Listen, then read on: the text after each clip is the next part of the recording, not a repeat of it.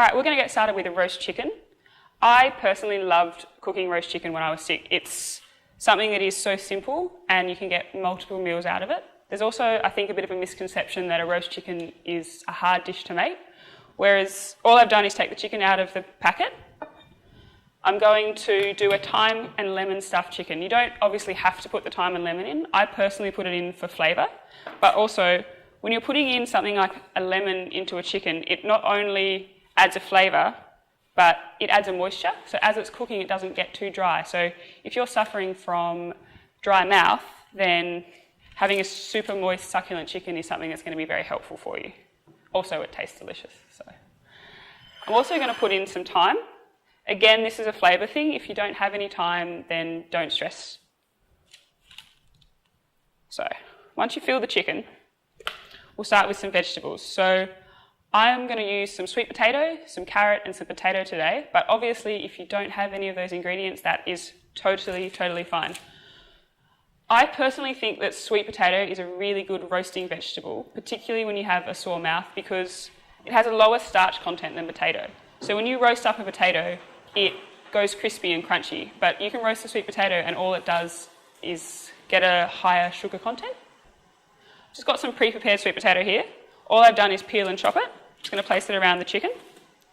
Also going to peel some potato. So a little tip for keeping a clean kitchen is having a little bowl or something, and rather than just peeling straight on the board and getting it dirty, you can just peel it straight into the bowl. So just peel these potatoes. I'll just give these potatoes a quick rinse so that we get rid of any of the dirt that's on them. When chopping vegetables, I find it easier to work on a flat surface. If you're trying to cut something that is uneven, you're more likely to cut yourself. So work with a flat surface and just cut straight through. All right. With an onion, you can either just cut it in half and leave it with the skin on, which I don't mind doing for a roast because it cooks and peels off super easy once it comes out of the oven. If you do it now, then it's kind of a lot of work. So I just put it on, it's easy, takes a second. There we go. Also going to put some carrot. So I'm not going to peel the carrot because we've washed them, they're nice and clean, and carrots, all vegetable skin contains a lot of fibre. All right, so what I've done here is just put the vegetables around the chicken. I'm doing this for two reasons. One, well, save some dishes, which is better in the long run. And two, all the vegetables are going to get all the flavours, the juices and the nutrition from the chicken that would otherwise just go into the pan. So, got the chicken ready. All I'm going to do is put a little bit of pepper and salt for flavour.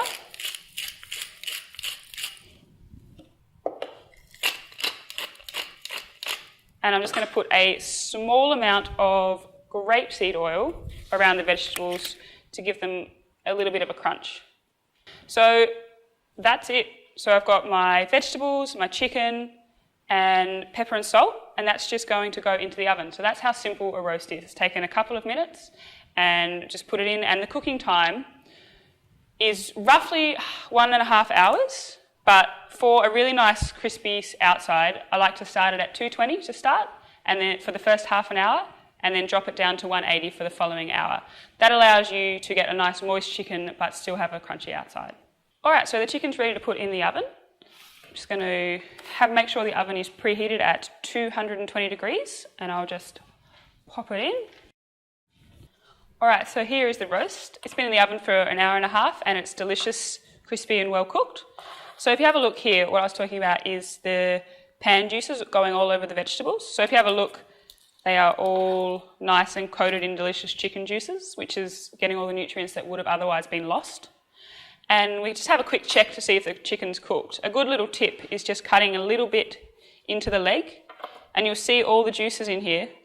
And if they're running clear, so there's no pink or red hue to them, then you know that the chicken's fully cooked through.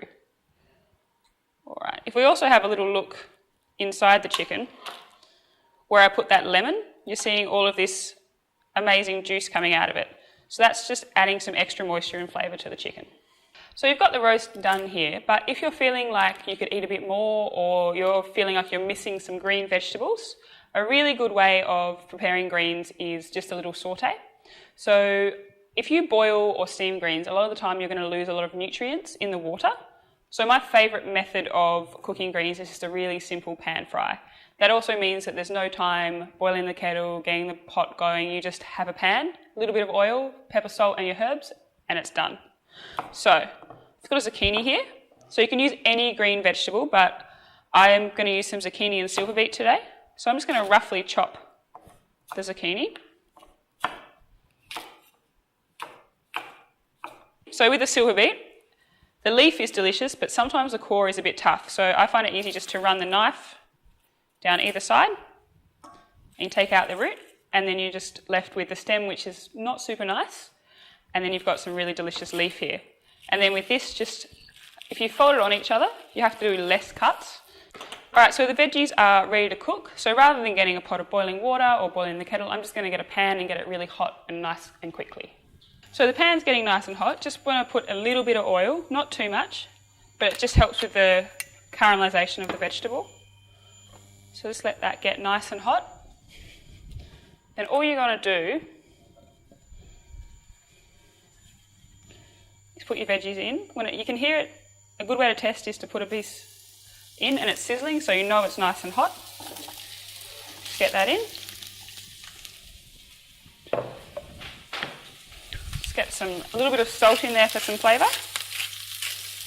So a little trick with caramelising vegetables is you want to let a bit of the heat disperse through and then just let it sit. So if you're letting it sit, you're allowing some really nice caramelisation on the greens, but if you keep moving it, then it's just going to get a slow heat through it all the time and not really get any colour, which is in turn flavour.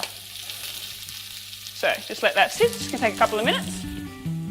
Just while it's finishing up the cooking, I'm going to put a little bit of lemon for the flavour. That also adds a little bit of moisture, which helps the greens to break down. All right, good to plate now. All right, so we've got the greens just finishing up cooking. So I'll just get some of the chicken on the plate. So this is a great source of protein. You should get all of your daily protein in one serve of this. Just bearing in mind, if you take off the skin of the chicken, you're going to be taking away a bit of the fat. So if you're in a quite deep way through your treatment and you're losing a lot of weight, I would recommend leaving the skin on. So, breaking down a chicken, if you run either side of the breastbone, you should just be able to go under and pull it. So once it's off, just run the knife under, get a nice little portion.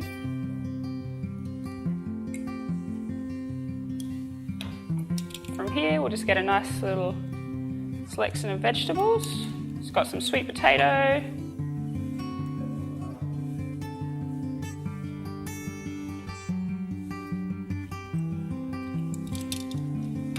making sure to get all of these nice juices on the chicken, because that is not only flavour but a bit of nutrition as well.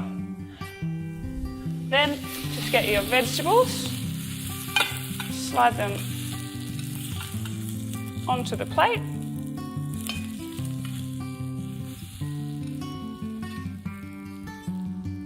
Alright, so here you go. We have your roasted chicken, roast veggies and your sautéed greens.